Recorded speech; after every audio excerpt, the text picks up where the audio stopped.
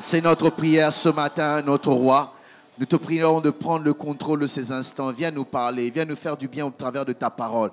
La Bible dit au commencement était la parole était avec Dieu et la parole était Dieu. Que cette parole nous fasse du bien au nom de Jésus.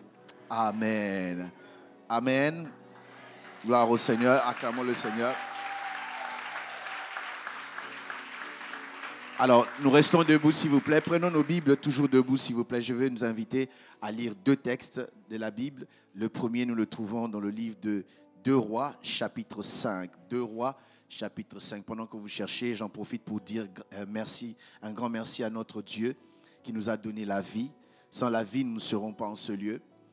Et la vie, ce n'est que la grâce de Dieu. Personne n'est assez beau pour séduire la mort, par exemple, si elle venait. Personne n'est assez riche pour corrompre la mort. Ce n'est que la grâce de Dieu si nous vivons. Amen. Et je bénis Dieu pour cela. J'aimerais dire merci, un grand merci de tout mon cœur au pasteur Anthony et son épouse. Merci vraiment. Et je bénis Dieu pour les personnes que vous êtes et le travail qui est fait. Moi, je viens de Martinique tout à l'heure. Disons, je suis en Martinique depuis la semaine passée et j'ai été à Renaissance Martinique. Waouh! En peu de temps, ce que le Seigneur est en train de faire. Non, Dieu est bon. Vous savez, on sait reconnaître l'arbre par son fruit. Et c'est en ceci on peut voir une œuvre apostolique qui est en train de planer dans cette maison. Et nous rendons grâce à Dieu pour cela. Je vous regarde des fois de loin, quoique ce jour-ci nous sommes affamés parce que la saison ne permet pas que vous puissiez être dans les réseaux. Et vous ne savez pas comment je suis content. À chaque fois, j'aime, l'une de mes parties préférées, c'est le compte à rebours. En venant, je dis, faisons vite, comme ça, je vais assister au compte à rebours. Et c'est merveilleux. Amen. Que Dieu vous bénisse, chacun d'entre vous, vous qui avez accepté de venir ce matin dans la présence de Dieu. Et recevez aussi les salutations de ma femme. Dieu m'a béni avec une femme merveilleuse. Vous savez, gloire au Seigneur. Des fois, je me réveille la nuit quand je regarde, je dis, quelle grâce. Avec elle, nous avons 2 beaux enfants. Et comme j'ai l'habitude de le dire, il n'y a que les charnels qui croient qu'ils ressemblent à leur mère. Tous ceux qui sont spirituels, ils voient qu'ils ressemblent à leur père. Alors, je ne sais pas quel est votre camp. Choisissez votre camp. Gloire au Seigneur. Alors, nous lisons premièrement dans 2 Rois, chapitre 5. Nous allons faire une longue lecture. Je vais essayer de sauter s'il le faut pour permettre à ceux qui se sont disputés avec leur Bible de se réconcilier quand même. Verset 1 dit ceci. Naaman, vous pouvez vous asseoir, merci beaucoup. Merci. Merci pour la chorale. Est-ce qu'on peut acclamer le Seigneur pour la chorale? Merci. Je ne sais pas si vous le savez. Si vous ne le savez pas, je vous informe. Vous avez une chorale merveilleuse. Je disais tout à l'heure que je suis fatigué parce que le vol et autres décalages, mais je fais confiance à la chorale de Renaissance. Et je sais que ça va me réveiller. Que Dieu vous bénisse. Merci pour le beau travail. Je lis. Naaman, chef de l'armée du roi de Syrie, jouissait de la faveur de son maître et d'une grande considération, car c'était par lui que l'Éternel avait délivré les Syriens. Mais cet homme fort et vaillant était lépreux. Or, les Syriens étaient sortis par troupes et ils avaient emmené captive une petite fille du pays d'Israël qui était au service de la femme de Naaman. Et elle dit à sa maîtresse, « Oh, si mon Seigneur était auprès du prophète, qui est à Samarie, le prophète le guérirait de sa lèpre. » Naaman alla dire à son maître, « La jeune fille du pays d'Israël a parlé de telle et telle manière. » Et le roi de Syrie dit, « Va, rends-toi à Samarie, et j'enverrai une lettre au roi d'Israël. » Il partit, prenant avec lui 10 talents d'argent, 6 000 cycles d'or et 10 vêtements de rechange. Il porta au roi de Syrie la lettre où il était écrit, « Maintenant, quand cette lettre te sera parvenue, tu sauras que je t'envoie Naaman, mon serviteur, afin que tu le guérisses. » Après avoir lu la lettre, le roi d'Israël déchira ses vêtements et dit, « Suis-je un Dieu pour faire mourir et faire vivre, qui s'adresse à moi afin que je guérisse un homme de sa lèpre? Sachez donc et comprenez qu'il cherche une occasion de dispute avec moi. » Lorsque Élisée, homme de Dieu, apprit que le roi d'Israël avait déchiré ses vêtements, il envoya dire au roi, « Pourquoi as-tu déchiré tes vêtements? Laisse-le venir à moi et il saura qu'il y a un prophète en Israël. » Naaman vint avec ses chevaux et son char et s'arrêta à la porte de la maison d'Élisée. Élisée lui fit dire par un messager, va et lave-toi 7 fois dans le Jourdain, ta chair redeviendra saine et tu seras pur.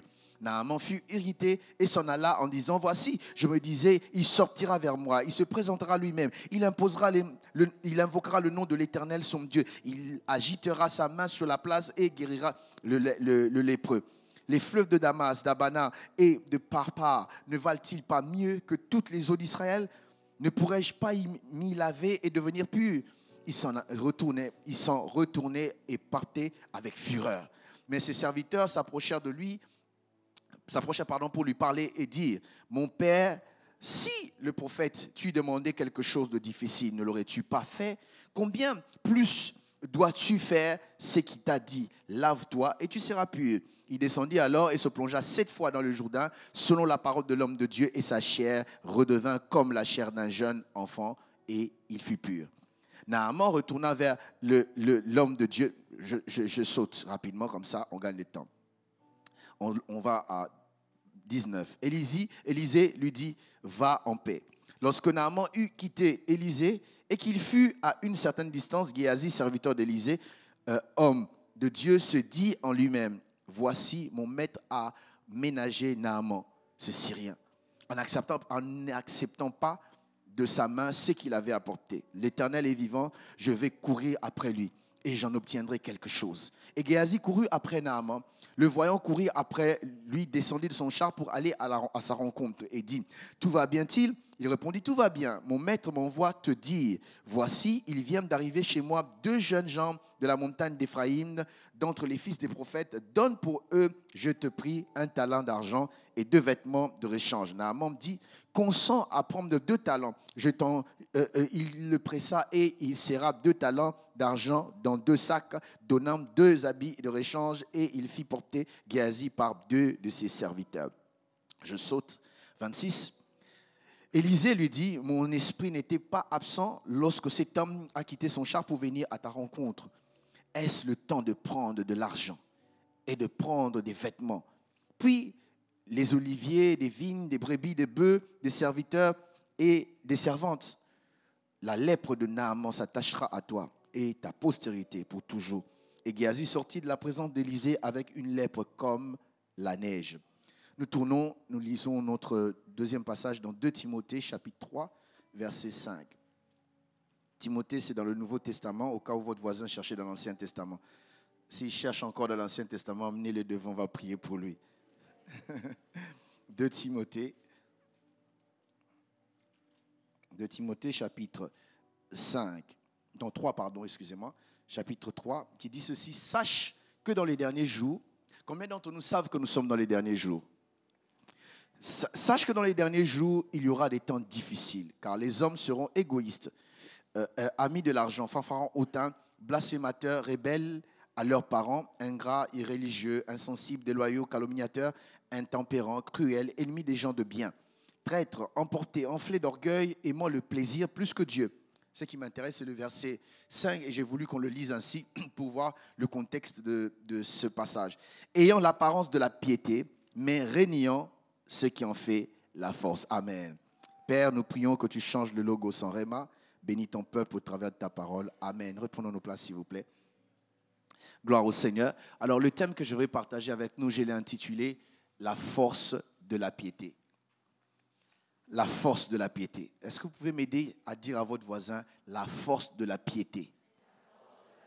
La force de la piété. Le dictionnaire définit la piété comme vertu qui dispose à rendre à Dieu l'honneur qui lui est dû par les actes extérieurs de la religion. Ça, c'est le dictionnaire qui le dit. Et les actes, on dit que cela se manifeste par des prières que nous faisons, par la méditation de la parole, le jeûne, par l'assistance au culte, par les offrandes que nous donnons, par nos chants, par les gestes dans la louange et dans l'adoration. Et la piété est très, très, très importante dans la vie chrétienne, au point que lorsque Paul écrivait à son fils dans 1 Timothée, chapitre 4, versets 7 à 8, il dit, n'est-ce pas, repousse les contes profanes et absurdes, exerce-toi à la piété, car l'exercice corporel est utile, mais à peu de choses. Tandis que la piété est utile à tout, ayant la promesse de la vie présente et celle d'avenir. Il est en train de parler, n'est-ce pas, à son fils spirituel, lui disant d'apprendre à s'exercer à la piété. Car l'exercice corporel est utile. Il n'a pas dit qu'il est inutile. C'est bien, n'est-ce pas, de faire l'exercice corporel de temps en temps. Il faut continuer à le faire, c'est bien. L'une des raisons qui a fait que hier, moi j'avais 6-pack, aujourd'hui j'ai 1-pack, c'est parce que je ne fais plus assez de sport. Il dit que le sport est bon, mais ce n'est pas plus bon que l'exercice de la piété. La piété est très importante pourvu qu'elle ne perde pas sa force. La Bible dit, n'est-ce pas, dans les derniers jours, il y aura des temps difficiles, il y aura des fanfarons, mais il y aura aussi une catégorie de personnes qui, ayant l'apparence de la piété, mais régnant ceux qui ont fait la force. Et dans l'église aujourd'hui, nous avons plusieurs personnes qui viennent à l'église. Ils ont cette apparence de la piété, mais ils perdent la force de la piété. Et des fois, ce n'est pas forcément qu'ils sont des mauvais chrétiens ou des mauvaises personnes, mais ils ne savent pas qu'ils sont en train de perdre petit à petit la force de la piété. La force, n'est-ce pas, des raisons pour lesquelles nous venons. La force pourquoi nous chantons. Vous savez, en peu de temps, on peut venir et on oublie même le but pour lequel nous venons dans la maison de Dieu. Le diable, ce qu'il peut faire, il peut te laisser faire tout ce que tu fais de bien. Il enlève seulement le but pour lequel tu fais et tu vas te rendre compte que tu commences à être perdu. Je prends un exemple. Nous sommes pendant la Coupe du Monde. Imaginez-vous, la France va jouer avec, mettons, avec l'Italie, par exemple. Avec tous nos meilleurs joueurs français et tous les meilleurs joueurs italiens, on enlève les poteaux. Dites-moi, est-ce que ce match aura un sens? De la même manière, si le diable arrive à enlever le but, on est perdu. Et c'est comme ça qu'il y a des choses que nous faisons, nous perdons le but, nous perdons le sens des choses que nous faisons. Par exemple, vous voyez quelqu'un, quand vous rencontrez, bonjour, comment vous allez? Il dit, je vais bien, mais j'ai mal au ventre. Mais si tu as mal au ventre, tu ne vas pas bien. Mais vous allez vous rendre compte que par habitude, nous répondons comme ça. Ça va? Oui, ça va et toi? On n'attend pas la réponse. Nous disons des choses par habitude. Est-ce que tu dis et toi parce que tu te soucies vraiment de mon état de santé ou par habitude? Et c'est ce qui nous arrive. Et il est possible que nous puissions venir, n'est-ce pas, à la maison de Dieu. Nous faisons des choses bonnes à faire, mais nous avons perdu le but ou la raison pour laquelle nous faisons. La piété tire sa force d'abord dans le cœur. Tout ce que nous faisons, quand je lève les mains, ça doit être en connivence avec le cœur. La Bible dit, n'est-ce pas, celui qui croit dans son cœur et confesse de sa bouche sera sauvé. Pas celui qui confesse seulement. Si dans ton cœur rien ne se passe, ce qui sort de la bouche est nul et sans effet. Et il y a des fois même des chansons d'adoration que nous chantons par habitude. À jamais tu seras, je fléchis mes genoux, tu fléchis les genoux debout. Ça n'existe pas. Et puis, je fléchis mes genoux, mais tu es debout, tu n'as pas fléchi les genoux. C'est là que la Bible dit, ce peuple m'honore des lèvres, mais leur cœur est éloigné de moi. Écoutez, quelqu'un parmi vous peut acclamer avec une seule main. Si tu es là, est-ce que tu peux acclamer avec une seule main? Pas de s'acclame. Pour que l'acclamation puisse être acclamation, il faut la main gauche, droite et la main gauche ensemble. Quand ça vient ensemble, c'est à un moment-là, on appelle ça acclamation. Et de la même manière, pour que Dieu puisse agréer certaines choses que nous faisons dans la maison de Dieu, d'abord le cœur doit être là. Si le cœur n'est pas là, tout ce que tu fais, ce n'est rien. C'est ça perdre, n'est-ce pas, la force de la piété. Nous venons dans l'église, nous prions, nous parlons. Tu vas voir quelqu'un qui est en train de parler là comme un radar, regardant à gauche, à droite, qui est là, qui n'est pas venu. Non. Ça va venir de nos cœurs. La force de la piété, c'est ce qui est un danger dans les temps de la fin. Perdre, n'est-ce pas, la raison pour laquelle. Perdre, n'est-ce pas, le cœur dans ce que nous faisons. Malheureusement, nous le voyons à gauche et à droite. Et en peu de temps, ma petite expérience chrétienne, j'ai une expérience chrétienne de 30 ans, c'est pas beaucoup. C'est 30 ans, je me suis converti en 92, lorsque certains d'entre nous n'étaient pas encore nés. Mais je me rends compte, en marchant avec Dieu, il y a des temps où on se lasse. Des temps où ça devient difficile. Des temps où, des fois, on oublie même, on s'habitue tellement aux choses de Dieu. Nos pieds connaissent l'adresse de l'église. Sans faire un effort, tu conduis. Je ne sais pas si ça vous est déjà arrivé, tellement que vous êtes habitué à prendre un itinéraire. Un jour, vous voulez aller à droite, mais par habitude, vous entrez par là. Et moi, ça m'arrive souvent. Donc, je veux dire ceci, c'est que l'habitude peut tuer la vie.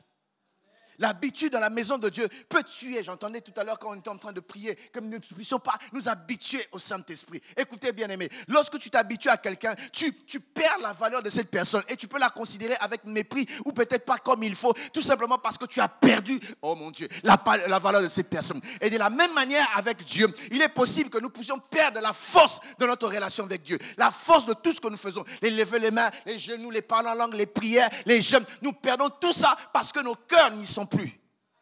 Et c'est le danger que l'Église court aujourd'hui, l'Église de temps de la fin. Le temps de la fin, ils ont l'apparence de la piété, mais régnons ce qui en fait la force. Ce qui fait la force de la piété, c'est intérieur. Mais l'apparence, c'est l'extérieur. Et nous vivons dans un temps où tout le monde se bat pour l'apparence. Avoir une belle apparence, ce qui n'est pas mauvais en soi.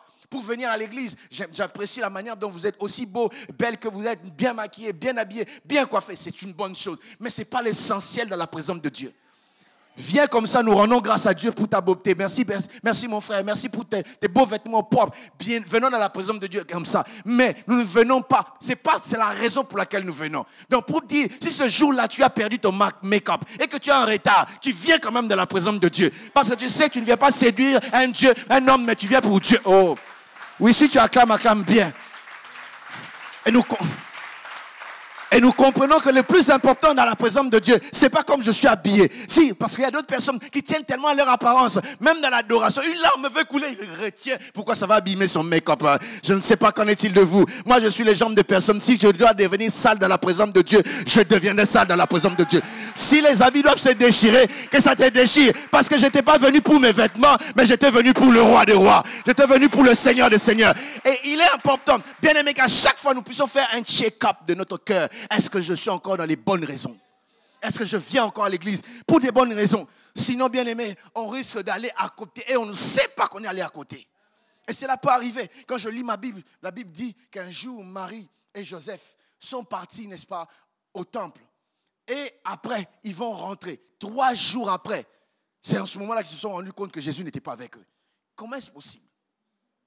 Les parents, vous êtes ici. Comment est-ce possible? Vous êtes avec vos enfants et vous rentrez dans la foulée, dans l'ambiance qu'il y a. 3 jours après, vous vous rendez compte. Oh, il est où l'enfant? Il est où? 3 jours, 3 jours. Je ne sais pas qu'en est-il de vous, mais moi, mes enfants, c'est mes enfants. Alors mes enfants, des fois je les emmène en mission avec moi. Je vais prêcher, mais j'ai les enfants. On est dans la même chambre d'hôtel. Des fois ils dérangent, je suis là, j'étais en train de prier. Et puis je continue. Parce que c'est mes enfants, je tiens, je les protège, j'aime mes enfants. Mais comment ça se fait que quelqu'un que tu aimes, tu oublies 3 jours et tu t'en souviens après? Ça veut dire qu'on fait les choses par habitude. L'un des dangers, n'est-ce pas, qui nous guette en tant qu'enfant de Dieu, c'est l'habitude. L'habitude tue la vie. L'habitude tue l'essentiel. L'habitude tue, n'est-ce pas, la relation avec Dieu. Et ce matin, le Seigneur m'a envoyé dire à quelqu'un, réveille la force de la piété en toi. Aide-moi, dis à ton voisin, réveille la force de la piété en toi. Dis-le-lui bien, réveille la force de la piété en toi. Alors, dans ce texte que nous avons lu, il y a 3 personnages importants qui vont nous aider, n'est-ce pas, à dire ce que nous avons à dire ce matin. Il y a Naaman, le chef de Syriens, il y a la jeune fille qui était captive, et puis il y aura Géasi. Amen. Alors, lorsque la Bible présente Naaman, la Bible dit, Naaman était un chef, un homme honorable en Syrie, parce que c'était par lui, c'était en d'autres termes un héros dans son pays. C'est par lui que l'Éternel a délivré la Syrie. Par lui que, n'est-ce pas, la Syrie avait été délivrée. Et c'est un homme qui avait fait des exploits. Un homme des exploits. Un homme honorable et un homme honoré. Un homme peut-être adulé, peut-être même envié par certains qui voulaient avoir les honneurs que Naaman était. Naaman, c'était un homme respecté. C'était un homme attirant. C'est le genre de personnes qui, dans une église, toutes les sœurs, pas les sœurs d'ici, les sœurs qui sont au Ghana certainement, auront envie d'être avec lui. Parce que c'est le genre de frère que j'appelle tout accompli. Il est tout beau. Il a une belle voiture. Il a sa maison, un bon travail. Et les sœurs sont en train d'arracher dans la prière. Seigneur, je l'arrache qu'il devienne mon... C'est pas vous, je parle de celles qui sont là-bas. Alors, c'est quelqu'un qui était adulé, les gens le respectaient. Tout le monde voulait être comme Naaman, certainement. C'est quelqu'un qui, lorsque tu entres sur sa page Instagram, lorsque tu regardes, tu dis, waouh, comment il voyage dans des hôtels luxueux comme celui-là. Naaman, quelle voiture! Oh, Naaman. Et tout le monde devait certainement parler de Naaman. Les enfants, moi je veux devenir comme le général Naaman un jour. Mais la Bible dit, cet homme fort et vaillant était lépreux. Ça veut dire de l'extérieur, il était bien.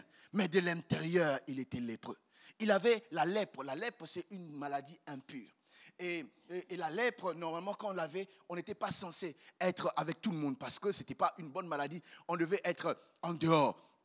Alors, je pose la question. Je dis, mais comment il faisait cet homme? Comment il faisait pour cacher? Je vais en arriver.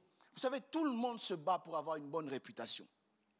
Mais laissez-moi nous dire, Dieu ne s'intéresse pas à notre réputation. Parce que la réputation, c'est ce que les hommes croient de toi ou savent de toi. Mais Dieu s'intéresse à notre caractère. Le caractère, c'est ce que tu es devant Dieu. Parce que lorsque nous venons ici, personne d'entre nous peut oser faire certaines choses ici. Même si ça te prenait ici. Est-ce que tu auras envie d'enlever les vêtements ici? Jamais. Mais pourtant, dans les secrets, il y a des gens qui se permettent d'autres choses. Nous, on sait que c'est notre frère, c'est notre soeur. Mais dans les secrets, tu sais ce que tu es. Et c'est ça, n'est-ce pas, ce que je me pose la question. Naaman faisait comment pour que les gens ne savent pas? Le monde d'aujourd'hui nous pousse à amener la vie d'apparence. La vie, on paraît comme si, alors qu'on ne l'est pas. Tout le monde veut paraître riche. Moi, je ne sais pas qu'en est-il de vous. Moi, je ne veux pas paraître. Moi, je veux être. Tout le monde veut paraître spirituel. Tout le monde veut paraître puissant. Alors qu'ils ne sont pas. Ils ne prient pas. Lorsqu'ils sont à l'église, il faut entendre, n'est-ce pas, leur parler en langue. C'est comme si des canaux de feu qui sont en train de tourner. Mais à la maison, ils n'ont même pas une vie de prière. Nous avions un frère comme ça dans notre église. Et lui, quand on prie, lui, il attend seulement quand les voix se baissent. Et là, il augmente la voix. Et il fait des prières sophistiquées, comme on appelait ça. Oh Seigneur, tu es le potasse de Foulon, la divinité pour... Oh! Il dit des choses impressionnantes. Un jour, nous sommes partis prier avec lui à la montagne. 5 minutes, c'était beaucoup. Le gars commençait à dormir. J'ai compris que tu fais les choses pour impressionner les autres. Écoutez bien aimés, nous ne venons pas à la maison de Dieu pour impressionner les autres. Nous ne chantons pas pour impressionner les autres. Nous ne dansons pas pour impressionner les autres. Nous ne servons pas Dieu pour impressionner les autres. Nous servons à la gloire de notre Dieu. Voilà pourquoi l'esprit d'apparence, malheureusement, ce n'est pas mauvais d'avoir une belle apparence. Ça, je le dis encore. Mais je vais dire, vaut mieux être que de présenter une image. Même en termes, je bénis Dieu, je ne me suis pas concerté avec le pasteur Anthony. Quand je regarde, j'ai vu seulement sur Instagram, parce que je vous ai dit, je consomme vos vidéos. J'ai vu la saison quelque chose, hein? C'est comme si on s'est retiré. Des fois, c'est important. Des fois, on n'est pas appelé à toujours être vu. Parce que le jugement des hommes peuvent te tromper. Les gens peuvent dire, oh, toi vraiment, alors que Dieu est en train de dire, toi là, toi. Un ami à moi disait, il est possible que les hommes t'acclament lorsque le ciel est en train de pleurer. Alors, ne marchons pas, ne vivons pas en cherchant la vie d'apparence, mais cherchons plutôt la vie réelle qui tire sa source du cœur. Avoir un véritable caractère chrétien, pas devant les gens, mais devant Dieu. Où Dieu, tu sais que devant Dieu, tu n'as rien à cacher. Devant Dieu, tu sais que Dieu t'approuve tel que tu es. Et c'est ce que nous voulons. Et cet homme, avec sa lèpre, non seulement symbole de l'impurité, mais symbole aussi de la honte. Non seulement de la honte, sa lèpre pouvait représenter aussi le complexe. Le complexe se définit comme un secret désagréable contre lequel nous cherchons à nous protéger. Et j'ai su, après, en grandissant, qu'il n'y a pas deux complexes. Il n'y a pas seulement le complexe d'infériorité et de supériorité. Il y a 70 complexes, 72 complexes qui existent. Et il y a des gens, tu vois, sa vie est dirigée par le complexe. Il est tellement complexé. Il cherche à se défendre contre ce qu'il a, ou ce qu'il pense qu'il est ou elle est. Et des fois, pour se défendre, cette personne peut développer des mécanismes, des fois des mensonges inutiles. On est en été, il vient raconter, moi cet été, je pars, je vais aller à Nice. Tu vas aller où? Tu ne vas même pas à Nice. Tu vas t'enfermer à la maison, tu mens. Il y a des gens qui mentent sans raison. Tu n'as même pas raison de mentir. Il vient te raconter des histoires qu'il a lues dans un livre pour que tu puisses avoir une image qu'il n'a pas. Il a lu dans un livre comment une jeune fille était partie avec son fiancé. On lui a demandé la main à l'avion. Et lui, il vient ici, il va mentir. D'abord, qui t'a posé la question? Qui t'a demandé? Pourquoi tu nous le dis? Pourquoi? Parce que le complexe, en fait, vous allez voir quelqu'un, les lunettes, les lunettes de soleil, c'est fait pour le soleil. Mais même la nuit, il met les lunettes de soleil. En réalité, il y avait un gars, lui, on lui disait toujours, quand il était petit, tu as des gros yeux. Et pour se protéger de ses, entre guillemets, gros yeux, il mettait des lunettes de soleil le jour comme la nuit, pour se protéger. Parce que quelqu'un qui est complexé développe toujours un mécanisme pour se protéger.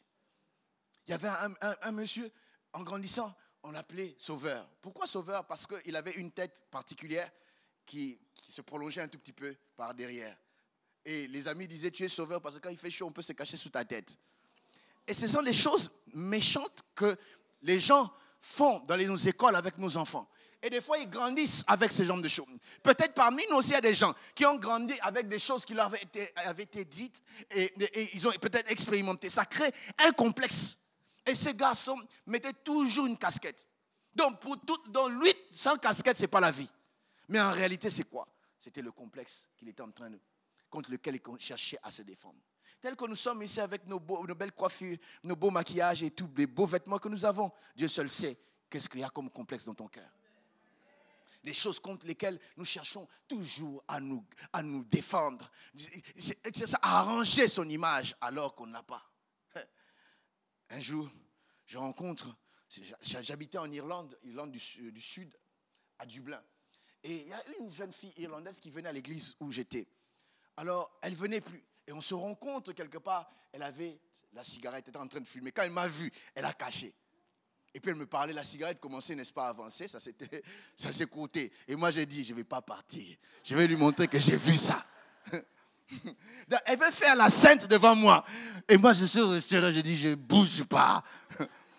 Et j'imagine son cœur en train de dire, pars. Moi aussi, j'ai dit, je ne pars pas. Je ne pars pas. Jusqu'à ce que tu sauras. Parce qu'il y a des gens, écoutez bien aimés, n'ayez jamais de vie masque. Ne mettez jamais de masque dans la vie chrétienne. Jésus parle aux pharisiens, il leur dit, hypocrite que vous êtes. Le mot hypocrite en grec, c'est le même mot qu'on traduit par comédien. Un comédien, il joue tellement son rôle que tout le monde croit que c'est sa vraie vie. Et d'autres personnes qui jouent tellement des rôles et on croit que cette vie-là qu'il nous montre, c'est la véritable vie. Ce n'est pas la véritable vie. Ne soyons pas des hypocrites. Ne soyons pas des comédiens. Aidez-moi, dites à votre voisin, ne soyez pas des comédiens. Ne sois pas un comédien. Ne sois pas une comédienne. Ne joue pas un rôle. Vis ta vie. Je dis, vis ta vie chrétienne. Si le complexe est dans ton cœur et dans ta vie, tu risques d'être malheureux. Tu vis la vie d'une personne. D'une autre personne, ce n'est pas toi. Et le comble, c'est que tu ne seras jamais cette personne et tu ne seras, jamais toi. Et tu es où? Naaman, complexé. Naaman, cherchant à se protéger. Certainement, tous les mécanismes. Mais ce qui est vrai, quand il rentrait à la maison, il regarde à lui-même. Il était lépreux. Tu peux mentir aux hommes, mais tu ne peux jamais te mentir toi-même. Je disais, tu peux mentir aux hommes, mais tu ne peux jamais te mentir à toi-même. Et il rentre à la maison un jour. Et la fille, la Bible dit, et c'est là que je parle de la fille captive maintenant, une deuxième personne. La Bible dit, ce jour-là quand elle entre, la fille qu'elle avait emmenée en captivité. Il semble que certains commentateurs disent que Naaman est devenu esclave parce que Dieu l'a puni d'avoir attaqué Israël et d'avoir pris cette jeune fille comme esclave. Laissez-moi me dire, j'ouvre la parenthèse que je vais fermer, que quelqu'un ne peut pas venir s'amuser avec toi en tant qu'enfant de Dieu et Dieu croise les bras et regarde. Je le dis au cas où il y aurait un sorcier ici qui vient pour nous envoûter et déranger l'église ici à l'essence. J'aimerais te dire, ce que tu fais là, Dieu ne te laissera jamais comme ça. Tu as deux choix. Soit tu te répands, soit Dieu te frappe devant tout le monde ici. Oh, ton amen, mais ton dis amen est bien. Non, non, oui, mais je dis à ces personnes-là qui viennent à l'église pour envoûter. Ils ont deux choix. Soit tu te répands, soit Dieu te frappe devant nous ici. Vous savez, le jour où Ananias et Saphir étaient morts, quel policier avait arrêté Pierre et Jean? Tu vas mourir ici. Et aucun policier va te prendre. Il dit, tu nous menaces. Oui, je te menace. Ah oui. On ne peut jamais toucher aux enfants de Dieu. Et être à l'aise. Dieu va te tourmenter. D'ailleurs, je prie ce matin, que Dieu puisse commencer à te toucher déjà là où tu es. Qu'il commence à te tourmenter. Que tu te répands. Si tu ne te répands pas. Il y a d'autres personnes qui combattent l'œuvre de Dieu, pas seulement par des forces surnaturelles occultes, non. Mais il y a d'autres personnes. Nous venons pour adorer les seigneurs ici. Les sœurs viennent ici pour adorer le Seigneur. Lui, il vient pour faire la chasse aux filles ici. Dieu te voit. Je dis, Dieu te voit là où tu es. Mais il n'y a pas que la chasse aux filles, la chasse aux hommes aussi. Et j'ai dit, Dieu te voit aussi. Ah, tu as aussi deux choix. Soit tu te convertis, tu te répands, soit tu toi-même choisis. Alors, la Bible dit, on emmène cette fille captive contre sa volonté, mais pas contre la volonté de Dieu. Écoutez, bien-aimés, la volonté de Dieu, ce n'est pas seulement monter en haut. La volonté de Dieu peut t'emmener à la vallée. La Bible dit, Jésus, rempli du Saint-Esprit, fut conduit au désert.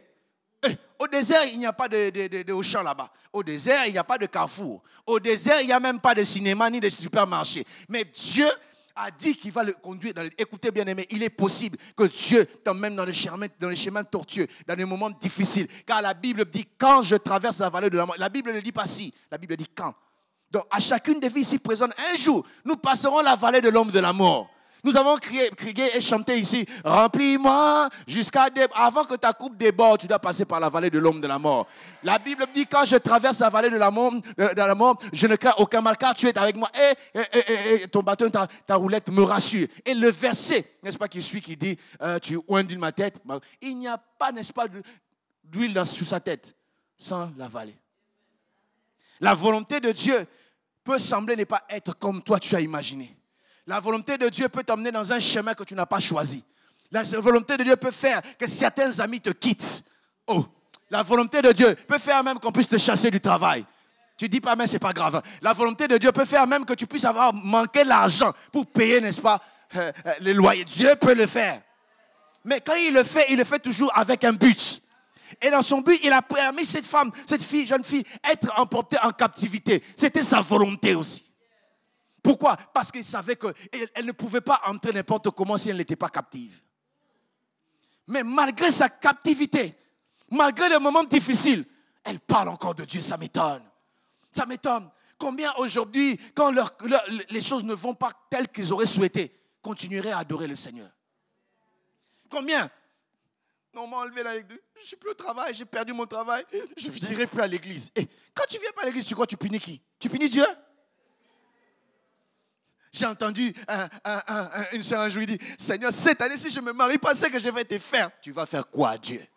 Avant toi, il était Dieu. Après toi, il sera Dieu. Sans toi, il est Dieu. Tu ne peux rien faire à Dieu.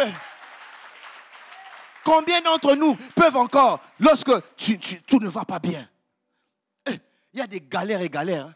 Tu vois tout le monde avec des nouvelles paires de chaussures. Michael Jordan, Nike, New Balance. Toi, tu as des chaussures qui montrent la position de Dieu. Où est Dieu? La chaussure dit là-haut. Et tu continues à servir Dieu. Combien peuvent le faire? Combien peuvent faire lorsque tu n'as plus de sac? Tu as une seule robe que tu la repasses. C'est le genre de robe qu'on appelle fille unique. Tu la mets chaque dimanche et tu continues à venir l'après-midi. Combien peuvent le faire encore? Parce que la volonté de Dieu peut te faire traverser les déserts. Oh mon Dieu, si tu ne dis pas amen, je te préviens que j'ai amené déjà mes amens de Paris. Moi-même, j'ai dit amen à cela.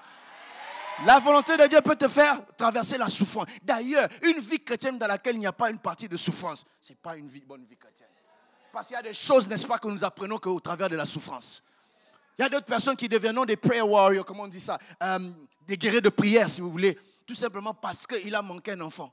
Parce qu'elle a manqué un enfant, elle a commencé à chercher Dieu. En cherchant Dieu t'a donné, mais il t'a donné aussi la vie de prière. Dans sa souffrance, la fille n'insulte pas Dieu. Dans sa souffrance, elle parle encore de ce Dieu qui peut travailler au travers de ses disciples. Oh, que Dieu me donne ce genre de cœur. Même au travers de la souffrance, que je ne puisse pas me taire, que je puisse parler de la part de Dieu. Même dans les moments difficiles, que je puisse comprendre, je suis la lumière. Des fois, pour arranger certains tuyaux, certains caniveaux, il fait noir là-bas, on donne la lumière là-bas. Ce n'est pas pour punir la lumière, c'est pour que la lumière amène la lumière là où il y a les ténèbres. J'aimerais dire à quelqu'un, certains endroits, Dieu permettra que tu entres, tout simplement parce qu'il veut donner un message, tout simplement parce qu'il veut toucher. Laisse-moi te dire, la volonté de Dieu, ce n'est pas seulement ce que tu veux, c'est ce que lui, d'ailleurs on dit volonté de Dieu, pas ta volonté. S'il était possible que chacun d'entre nous puisse, oui, acclame le Seigneur si tu veux le faire. Oui. Jésus. S'il était possible que chacun de nous puisse se créer le bonheur, je suis sûr, nous tous, nous allons nous créer le contraire du bonheur. Parce que nous croyons que le bonheur, c'est ce qu'on nous montre à la télé. Le bonheur, c'est avoir une belle voiture. Il y a des gens qui ont des belles voitures, mais ils ont un cœur, pas de joie. Grande maison, mais rien dans le cœur. J'ai compris dans ma petite vie que ce n'est pas le jour où j'aurai la voiture, la dernière voiture, que je serai le bonheur. Quelqu'un comme je suis un homme heureux. Un homme, je suis heureux. Je suis heureux quand j'ai, je suis heureux. Quand je n'ai pas, je suis heureux. Même quand je pleure, je suis heureux. Parce que mon bonheur ne dépend pas de ce que j'ai, mais de celui que j'ai dans le cœur. Ouh! Mon Dieu, le vrai bonheur, c'est la personne. La différence qu'il y avait entre cette fille et Naaman, Naaman était grand à cause de ce qu'il a fait. Mais cette fille était grande à cause de qui elle connaissait. Lui, il avait fait des exploits, mais lui connaissait le Créateur du ciel et de la terre. Je bénis Dieu pour cette grâce qu'il m'a donnée de connaître le Seigneur.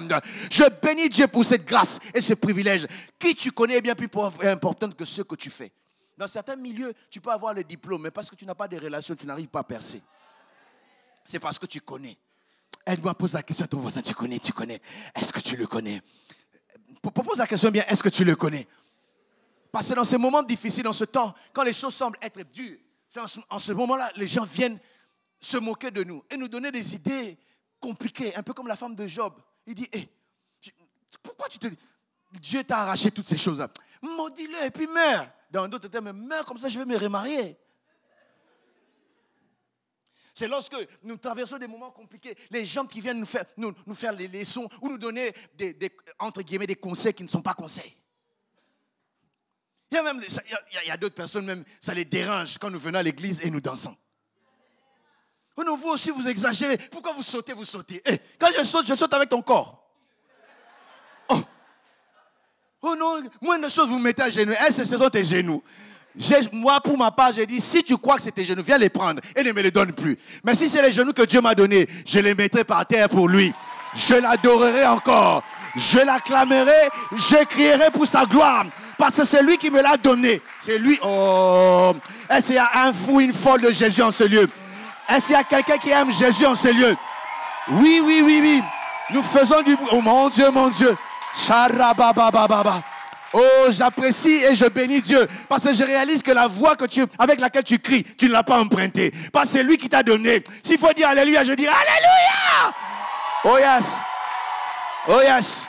C'est ma voix, Dieu me l'a donnée, je vais chanter. C'est ma voix, Dieu me l'a donnée, je vais crier. C'est mon corps, je vais sauter. Je vais me mettre à genoux. Je vais bouger. Et comme Bodhi, je vais encore rokobonde, rabababasa. C'est ma bouche.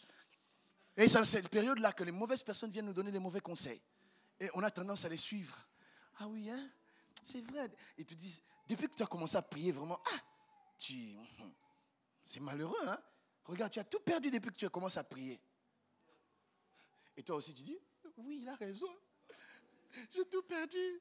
J'ai même plus de bijoux. J'ai même plus ceci, cela. Tu as Jésus. Écoutez, bien-aimés. La Bible dit, au commencement était la parole. La parole était avec Dieu et la parole était Dieu.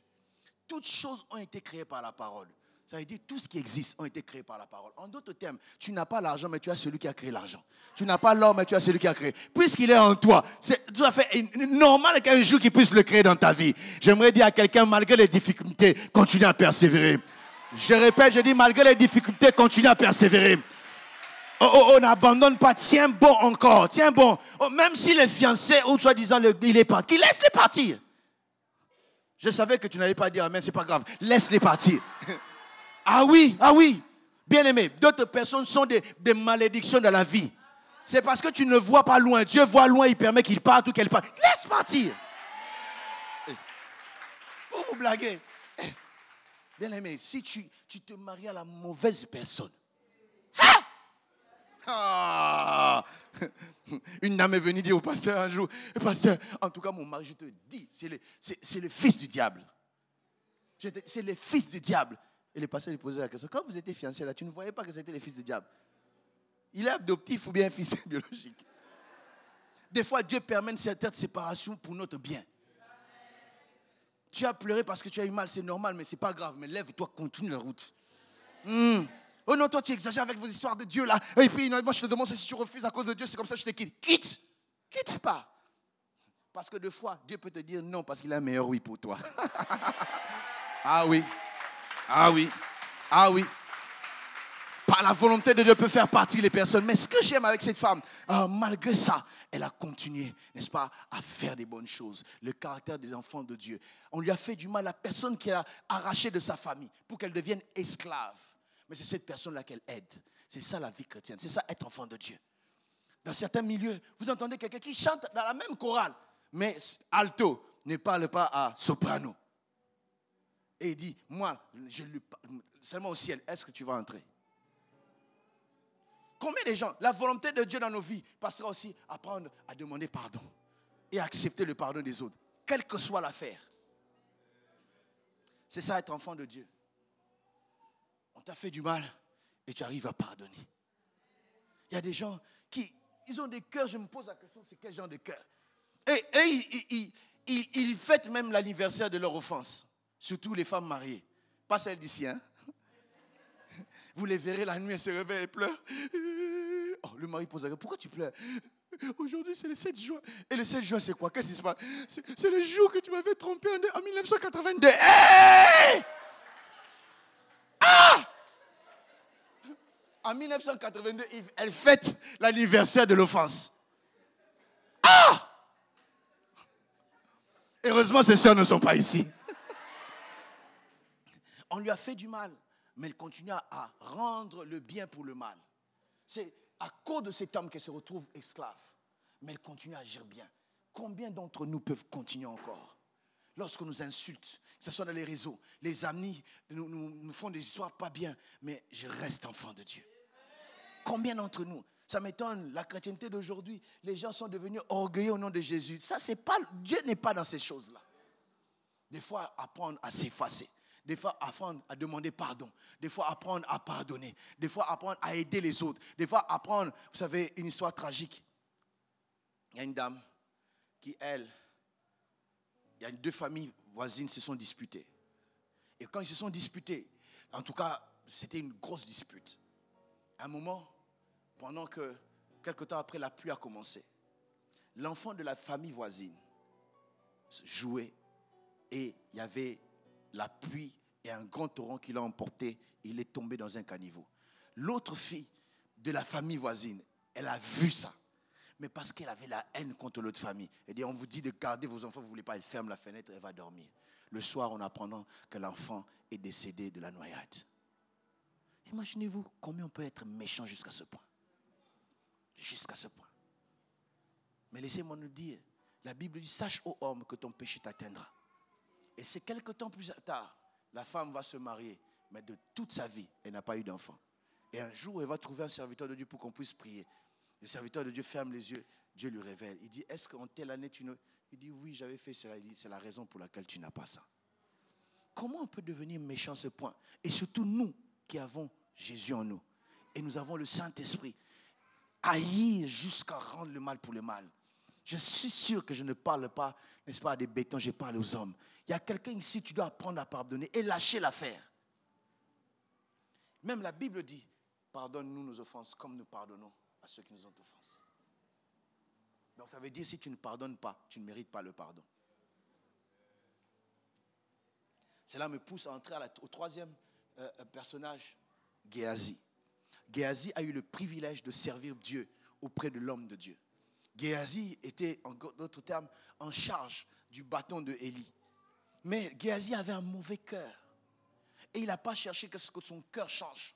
Il avait un cœur envieux. Lorsque le général a été guéri, il a proposé des biens. Il a proposé de donner l'or, l'argent, etc. Élisée dit non, ce n'est pas le temps. J'ouvre une parenthèse que je vais fermer. Il n'a pas refusé le cadeau, mais il a dit que ce n'est pas le temps de prendre. Ça, c'est très important. D'autres personnes prennent. Et lui-même, il avait refusé. Non. Il a dit, est-ce le temps de prendre pour toi des brebis, de bœufs, etc. Ce n'était pas encore le temps. Il l'a laissé à côté. Mais lui, il avait un mauvais cœur, un cœur envieux. À chaque fois qu'il voyait son maître, les gens venaient et il veut apprendre auprès du maître, mais il envie la position du maître. Il veut être comme un maître. Il veut tout faire comme un maître. Vous savez, dans nos églises, nous avons des gens qui viennent à l'église, mais lui, pour lui, il est plus intelligent que les pasteurs de l'église. Lui, ce n'est pas la place que les pasteurs doivent avoir. Moi, je dois avoir cette place-là. Pourquoi? Oh non, parce que, oh non, est-ce que lui, il a eu son bac? On était d'ailleurs dans la même classe, il ne réussissait toujours pas. Cela ne veut pas dire que tu dois prendre la place de celui qui est devant. La Bible me parle de Moïse qui est en train de lever la main, Exode 17. Et pendant que les mains étaient levées, le peuple avait la victoire. Mais à un moment, ses mains se sont fatiguées, se sont affaiblies. Et la Bible dit ce que j'aime. Aaron et Hur sont venus soutenir ses mains. En d'autres termes, sa faiblesse était manifeste. Mais au lieu plutôt de pouvoir chercher à récupérer les bâtons, ils ont soulevé la main pour que ils tiennent toujours le bâton et réussir. Le problème avec nous aujourd'hui, nous voulons tuer des fois, peut-être pas vous, mais nous voulons tuer des fois la personne que Dieu nous a donnée. Écoutez, quand vous avez un pasteur, c'est une bénédiction. Toi, tu ne dis pas amen, moi je dis amen. Parce que si ce pasteur n'était pas là, on ne serait pas ici. Il aurait pu être avorté, mais il est vivant, Dieu a permis qu'il soit en vie pour ton bien et pour mon bien. Nous les hommes, nous avons, n'est-ce pas, des limites et des faiblesses, mais nous ne sommes pas là. Oh non, il ne sait pas écrire, il ne sait pas faire. Non, si Dieu t'a donné la capacité de savoir bien écrire, c'est pour m'aider à avancer. Et lui, il avait un cœur haineux, un cœur envieux, un cœur des fois jaloux. Vous savez, je ne sais pas si je l'ai dit ici. Est-ce que vous savez que l'école maternelle de la sorcellerie, c'est la jalousie?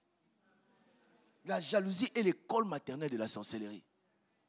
Parce qu'avant que tu arrives en CP, tu vas déjà tuer. Alors si tu es là, enlève la jalousie. Il était jaloux de son maître. Son maître a refusé, mais lui il est parti, n'est-ce pas? Après il dit, non, mon maître, le prophète a dit que donne parce qu'il a reçu. Il a menti pour avoir des biens qu'il enviait. Avoir un mauvais cœur, bien aimé, c'est ce qui va nous tuer. Chacun d'entre nous doit se battre pour que son cœur soit un cœur pur. David disait, crée en moi un cœur pur. Crée en moi un cœur pur. Parce que le cœur peut nous jouer des tours quand vous n'avez pas idée. Je ne sais pas, peut-être vous, ça ne vous est jamais arrivé. Mais moi, ça m'est déjà arrivé. Je sens la jalousie monter. Vous, les saints, là, ça ne vous arrive pas. Mais moi, ça m'est déjà arrivé. Tu sens que non. Et si tu laisses aller, ça va prendre, n'est-ce pas, le volume. Et ça va te détruire. Moi, j'ai appris à combattre ma jalousie quand ça vient. La seule jalousie que je ne combats pas, c'est la jalousie pour ma femme. Ça, je ne combats pas, je laisse. Au point que même si la mort veut me prendre, je dis à la mort, tu veux me prendre, ma femme va rester avec qui? Je ne meurs pas, tu ne me prendras pas. Là, je continue, je laisse. Mais quand c'est envers un frère, une soeur, non, je dis non. Et ce que je fais, je commence à le louer. Je commence à dire bien de lui à tout le monde. Et c'est comme ça, la jalousie n'aura pas de place. Et cet homme avait un mauvais cœur. Et parce qu'il avait un mauvais cœur, son cœur l'a emmené à voir la lèpre qu'on avait chassée. Et c'est venu habiter dans sa vie. Bien-aimé, je me dis, faisons attention avec notre marche chrétienne. La marche chrétienne, c'est une merveilleuse marche. Mais faites attention sur ce que l'ennemi nous propose, ce que la chair nous propose. Nous pouvons perdre, n'est-ce pas, la force de la piété. La force de la piété vient dans l'état de notre cœur. Comment est ton cœur ce matin? Peut-être avant de venir, tu t'es disputé avec ton mari, comme ça arrive dans tous les ménages. Ça arrive. Ça arrive, vrai ou faux? Ça arrive. Des fois, on se fâche contre elles, mais on les aime toujours. Et tout, elles se fâchent contre nous, mais elles nous aiment toujours. Et si vous voulez toujours avancer, deux secrets, l'amour et les pardons, ça aide. Dans la vie, bien-aimé, il y aura toujours ces deux choses-là pour nous garder. La force de notre piété, ce n'est pas ta présence à l'église. Ce n'est pas combien d'alléluia et d'amen tu as crié ce dimanche. Mais la force, n'est-ce pas, de ta piété, c'est ton cœur. Et ce matin, comment est ton cœur? David dit, crée en moi un cœur pur. Crée en moi un cœur pur. Un esprit bien disposé. Je peux venir ici, tout le monde peut m'acclamer, mais si mon cœur n'est pas droit devant Dieu, bien aimé, je n'ai rien fait. Je prie le Seigneur de nous aider ce matin. Je prie que Dieu puisse, n'est-ce pas, passer par le cœur de quelqu'un. Être chrétien véritablement. Je ne sais pas qu'en est-il de vous, mais j'aimerais que tu baisses, n'est-ce pas, la tête là où tu es. Tu connais ton cœur et ta vie.